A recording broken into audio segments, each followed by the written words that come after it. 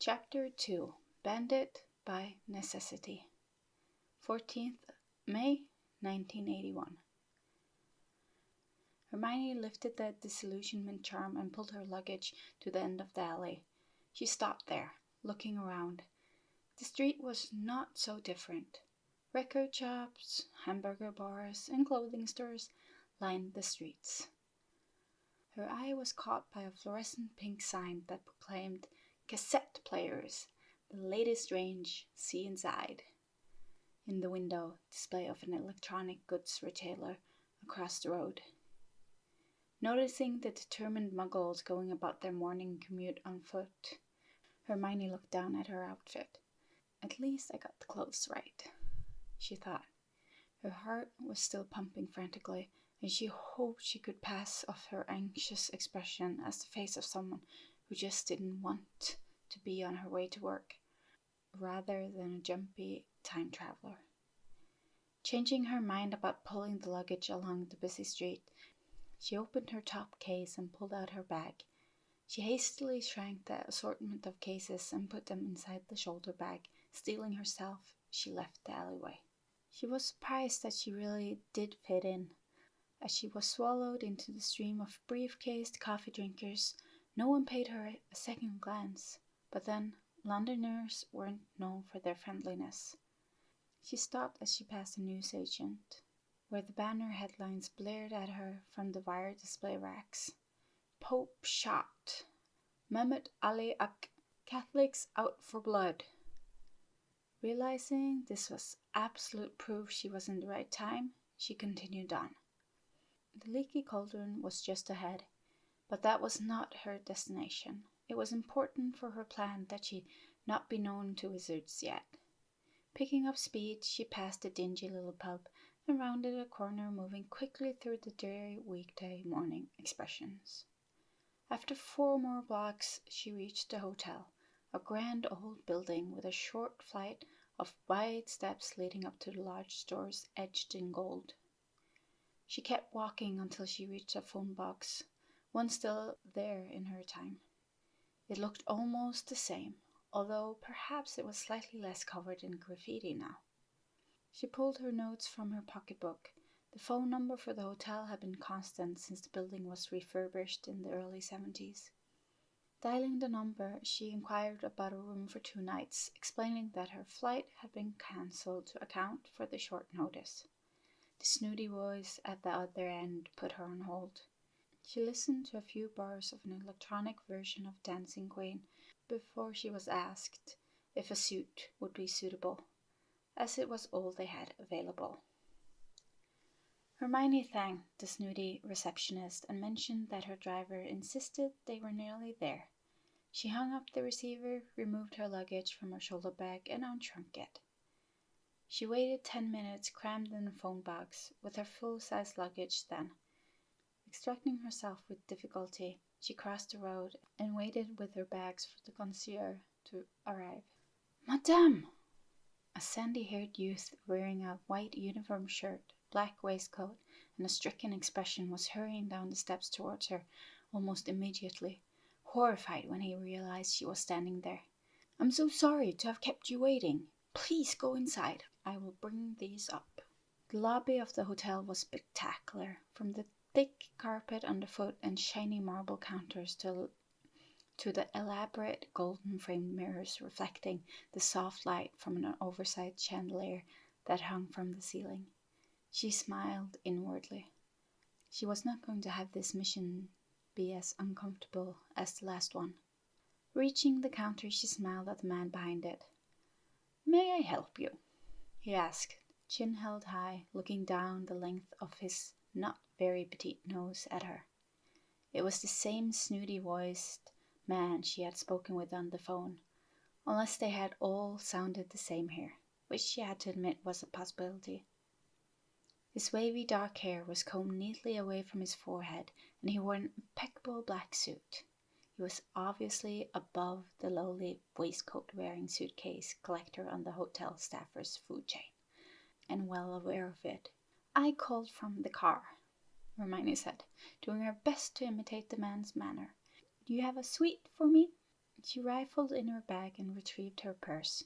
Handing over her credit card, she said with a small smile, "I'm very tired. Are we able to get this organized quickly?" "Of course, madam," he said, taking the shiny silver card, a much more approving lilt to his voice now that she had proven she wasn't just some big-haired street urchin. In the world of accommodation service employees, anyone who possessed a credit card was a valuable functioning member of society. As Hermione began to fill in the check-in form on the little clipboard he handed her, the snooty man put her card onto an imprint machine. She didn't let her smile waver, but she was nervous. Muggle fraud wasn't that big of a deal compared to a modified time turner, but it would be an inconvenience to have to find another way around this problem. There was the sharp sliding and snapping as he moved the handle of the small machine over carbon paper.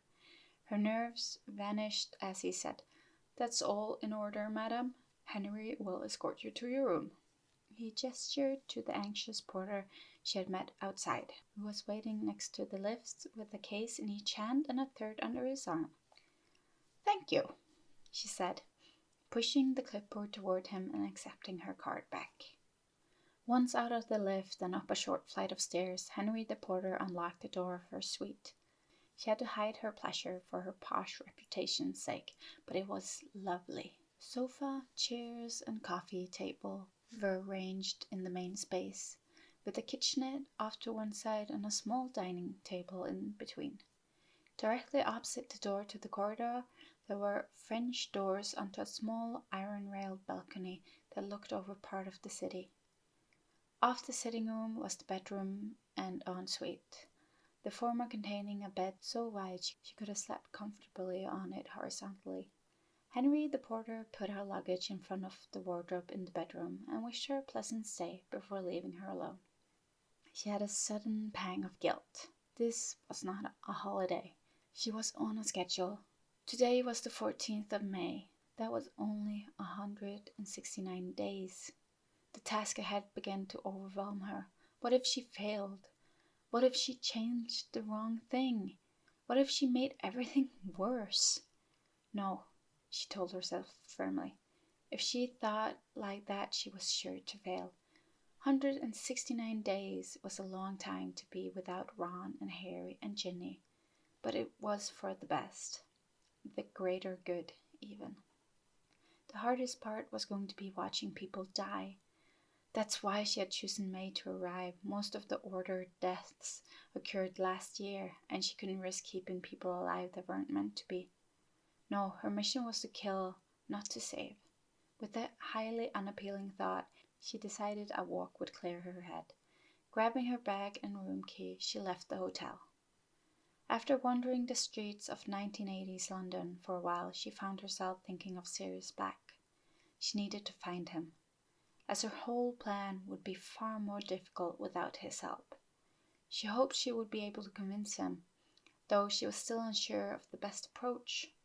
A woman you don't know blurting out that she's from the future is not a woman most people would help, unless it was to the nearest psychiatric facility. As she looked around, she realized why he had popped into her head.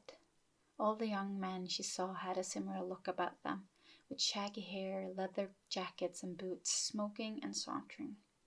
Not that the Sirius she had known had been like that, really, but in all the pictures she had seen from Harry, that was how Sirius came across. Leather and long hair. She smirked. That, she thought, would be exactly how the Sirius she'd known would have wanted to be remembered. 16th of May. 2 days after her arrival, Hermione was walking along Hogsmeade High Street. It felt so strange to be there. She hadn't visited that often since the end of the war, and it still reminded her of that night, the last night of the war. It was the same time of year, the same smells and sounds, although the raucous laughter echoing from inside the 3 broomsticks as she passed the bar certainly helped to dispel thoughts of that night. Seeing the sun disappear over the hilltops, Hermione quickened her pace. She was anxious to get this meeting over. As she started up the path, that led to Hogwarts, she was running through the explanation over and over again in her head to make sure she wouldn't leave anything out. When she reached the gates, she tapped them as Dumbledore had advised in his letter. Then she waited, trying to clear her mind, concentrating as hard as she could on forcing the memories she needed to hide to the back, as far as it would go. After 10 minutes of waiting, her mind so focused, she was startled by the voice of Albus Dumbledore. "Miss Granger, I presume?" He stood there on the other side of the still locked gates, looking the same as ever, long silver beard and hair rippling slightly in the evening breeze, dressed in light blue robes covered in little silver moons, and on his head a matching hat. "Hello, Professor," she said quickly. "It's a pleasure to meet you, and please call me Hermione."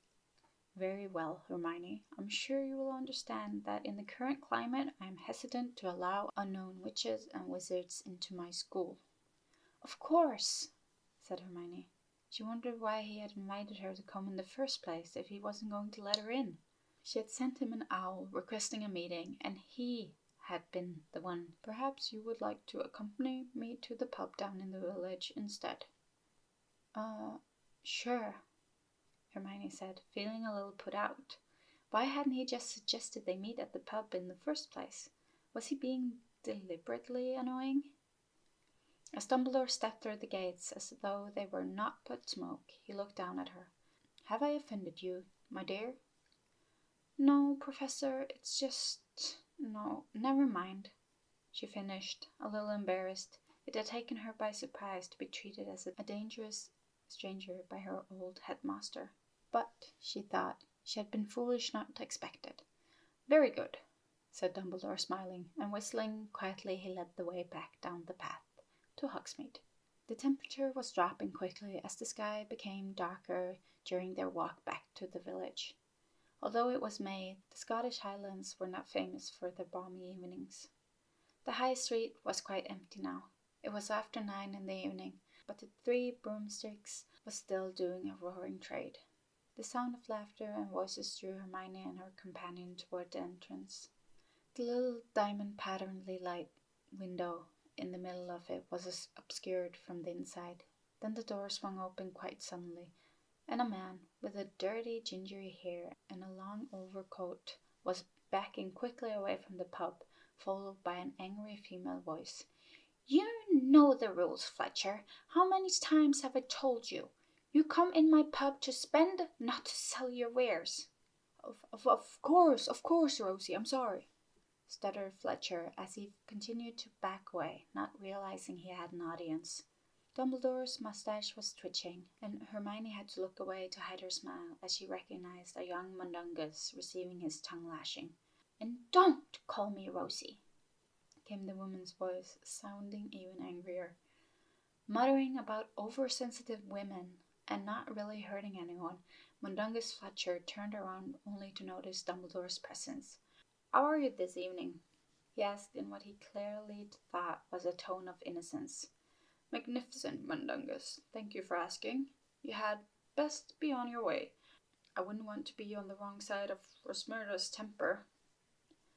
"Right you are, Professor, right you are," Mundungus agreed, nodding distractedly with a look over his shoulder at the door to the pub. He spun on the spot and vanished with a crack. Dumbledore chuckled as he moved to open the door again, ushering Hermione through with a sweep of his hand.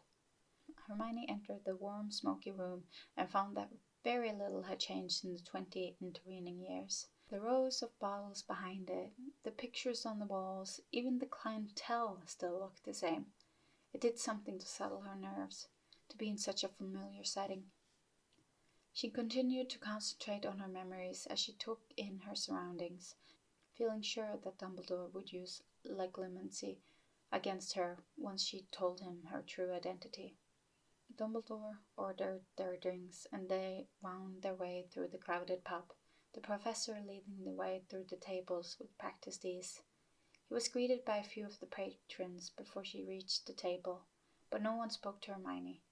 As they sat, Dumbledore leaned forward and said conspiratorially, If anyone inquires, the purpose of our meeting is my, once again, vacant defense against the dark arts teaching position. Oh, right, Hermione said, thinking he couldn't have thought of a better cover story. Accepting her age, she could play the part of believable candidate. She certainly had enough knowledge and experience to answer questions in a convincing way. So, what is the real reason for your contacting me? Well, as I've told you, my name is Hermione Granger, she began. Professor, I'm a Muggle born. I grew up in Kensington in London. Both my parents are dentists, and I was born on the 19th of September 1979. She bit the inside of her lip nervously as she waited for his response. Being direct was the best course of action when it came to Dumbledore, but she was also afraid he would dismiss her as crazy. As you look to have more years than a toddler, Dumbledore said cautiously, I'm going to assume you're about to tell me you have traveled in time. His expression was blank, his eyes traveling over her face. Yes, said Hermione simply, looking him directly in the eye, filling her mind with memories of Hogwarts and Harry and Ron, welcoming feasts, with Dumbledore standing on the raised platform in front of the house tables. He only held her gaze for a moment before looking away. Ah, Rosmerta, he said with a smile. Thank you very much. While her pub may not have changed since Hermione's last visit, the landlady certainly had, or would, anyway. Hermione smirked as she thought of how Ron would react if he could see this 20-year younger Rosmerta. Here you are, Professor. Oak-matured mead. I've tinkered with the old man's recipe. I'd love to have your opinions on the changes, she said sweetly, with a wide smile. Of course, my dear. You're enjoying running the place, then? Dumbledore queried, his eyes twinkling. Oh, yes, she said. It's brilliant. Smile still firmly in place, she turned to Hermione. Here's your red currant rum, miss. Hope you enjoy it.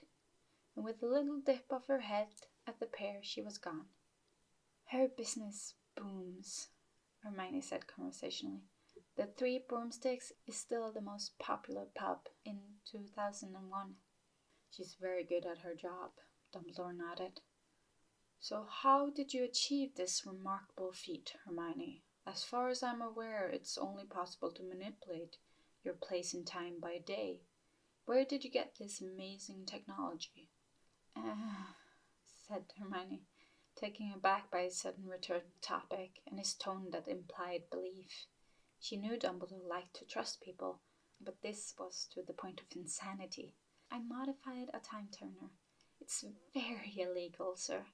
I don't really want to get into detail. I'm worried it will give you a reason to arrest me. Dumbledore looked surprised at her answer. She pressed on. The reason I wanted to talk to you, Professor, is I need your help. I know how to bring Voldemort down. The headmaster's face was calm, but he was staring at her so intently she felt as though he was gazing through her. She did not look away. He has made Horcruxes, 4 of them, I believe, at this point in time, and I know where they are. Really? He asked, his silver eyebrows raised. He didn't sound so believing now, almost humoring.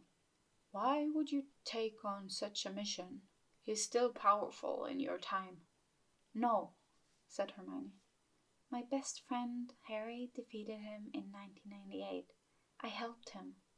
That's how I know the locations of the Horcruxes. But so many people were lost, so many lives ruined. I can change that with your help. Dumbledore finally broke eye contact, quietly sipping his mead for a few moments, then locked her in the light blue gaze again. How can you prove it to me? You understand my reservations. It is unwise to trust in these troubled times. Yes, Professor. She fished in her bag, withdrawing a glass vial full of swirling misty memory. These will help. She passed it across the table to him, but he picked it up without examining it and tucked it into his robes. Very well, Hermione, thank you. He drained the last of his mead and pushed back his chair. Then, as if hit by a sudden thought, This Harry you mentioned. Yes, sir, it's Harry Potter, son of Lily and James. The prophecy was fulfilled. Dumbledore looked grave. Professor, there is another person who will be of great use during this quest. I was wondering if you could tell me where to find Sirius Black. He merely chuckled. Absolutely not, my dear. I cannot give up the whereabouts of an auror to someone I do not know, especially someone who believes they have traveled in time. He stood, giving her a searching look. I will be in contact if your memories corroborate your tale, but it's getting very late and I'm a busy man. Thank you for your time. He turned and walked away, leaving a disgruntled but not altogether surprised Hermione in his wake. After her confusing and somewhat disappointing conversation with Dumbledore, Hermione turned her attention to the next part of her plan. Since Dumbledore wouldn't tell her where to find Sirius, not that she could blame him, it left her in a bit of a pickle. She needed him, or rather his family, to get her hands on Slytherin's locket, Hufflepuff's cup, and Riddle's diary. He was also talented and brave, which would be a huge help to her on this dangerous mission. If she could convince him, she wasn't mad. She knew from his and Remus' reminiscence during their 5th-year summer visit at Grimmauld Place that they used to frequent wizarding pubs up and down the country most nights in an attempt to avoid the bachelor-style cuisine that was available to them at their respective homes. Apparently Lily had cut them off at 3 meals a week at the Potter's residence in the early days of her marriage, as it never ended with dinner and one day would roll into the next until the two men were basically living there. Hermione smiled as she remembered the two men giggling like little boys at each other's impressions of a pregnant Lily laying down the law. I only sign on for 1 husband, not 3, and I will not have my sitting room littered with sleeping men. So this left Remus and Sirius and she supposed Pettigrew, though they never mentioned him. Whether he wasn't there or because of the pain his betrayal caused them, Hermione wasn't sure. To find decent food 4 nights a week, and where better than somewhere that served 5 whiskey, and more often than not a pretty companion, could be found. Hermione's days began to take a pattern. She knew most of the likely places Sirius would go in the evenings, so during the day she kept to her hotel room, often practicing occlumency in the hope that if Dumbledore contacted her, she would be able to keep Mervalo Gaunt's ring in the back of her mind. Then, when being stuck in a room, lovely as it was, became overwhelming, she would walk around Muggle London.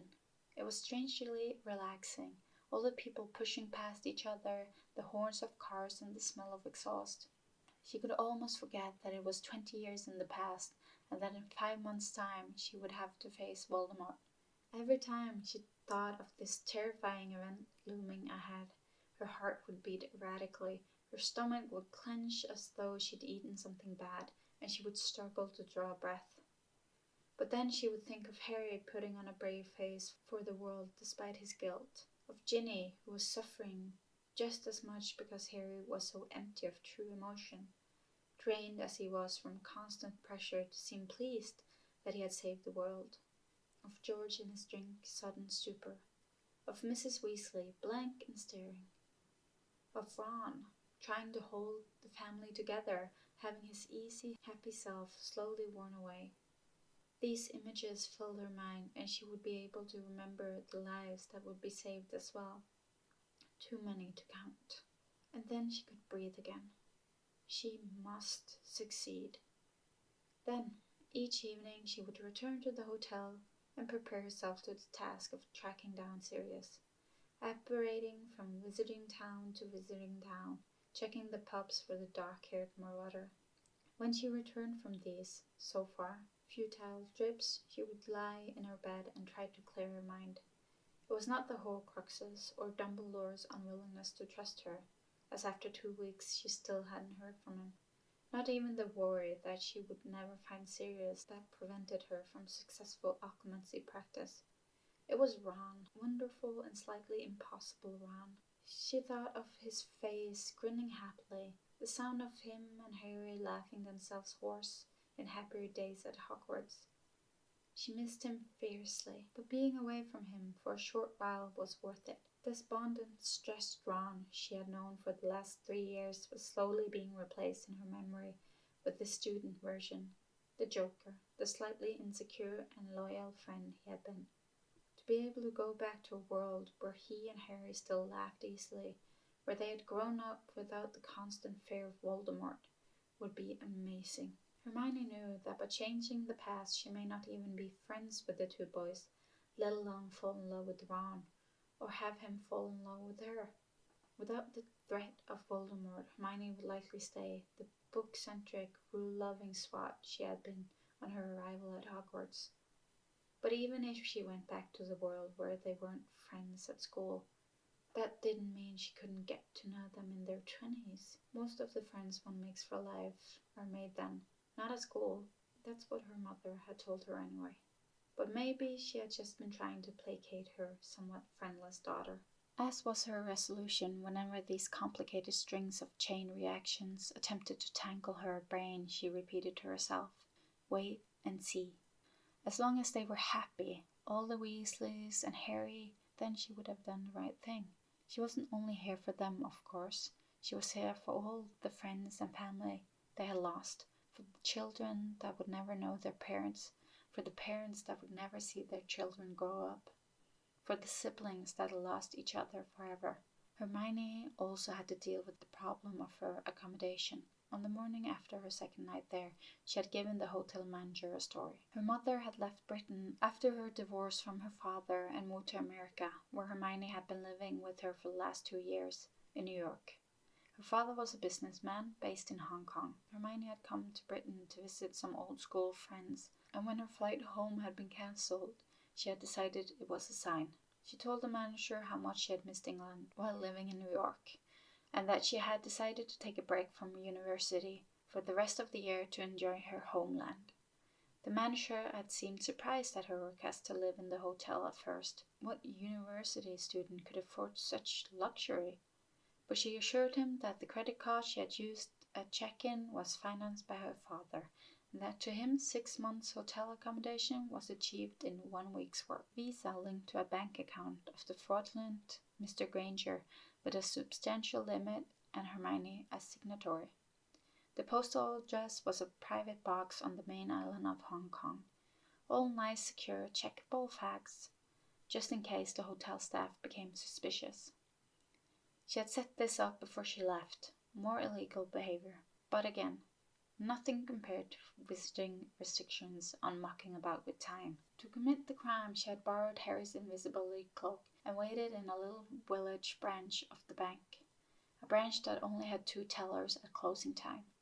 She had stunned one and imperious the other. The overweight, bouffant-haired woman had been forced to create the account, backdating its opening to 1978, adding a decent amount of money and issuing the credit card Hermione now carried. Hermione had transfigured the card, removing the logo and adding the one they had used in the 80s, as well as fixing the expiration date. It might raise the alarm if they noticed it could be used until January 2002. She had become quite good at transfiguring Muggle travel necessities, as well as the Visa card and a driver's license that said she was born in 1959. She had a matchmaking passport stamped with her departure from Britain 2 years previously, a holiday to Hong Kong at Christmas, and her arrival in London through Gatwick 6 weeks ago. Perhaps if this all went horribly wrong, she could make a living selling documents to asylum seekers. It would fit her new criminally minded character. Hermione had silently thanked the lack of computers in the early 1980s more times than she could count. She had felt exceedingly guilty for what she saw as a little less than bank robbery, but continued to remind herself that most people would agree her mission was worth much more than a few £1,000s. It did help that the money went a lot further in 1981 than it did 20 years in the future. The hotel manager seemed satisfied with her tale.